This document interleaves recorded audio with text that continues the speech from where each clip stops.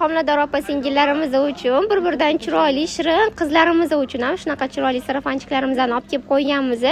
Uzun variantdikilari bor, ko'rsanglar mana uzungina variantlar, fransuzskiy uzunlikdagi variantlar ko'ryapsizlarmi?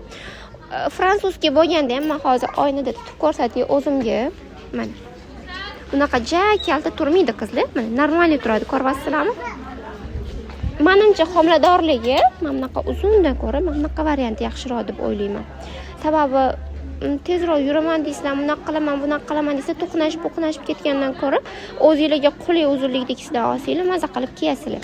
Buni mizani yelka qismlari shunaqa bog'li, chiroyli qilib bog'lab olsanglar bo'ladi. Yengi ham uzun qizlar. Bularimizniki sezonbop, yengi kaltaroq qizlar.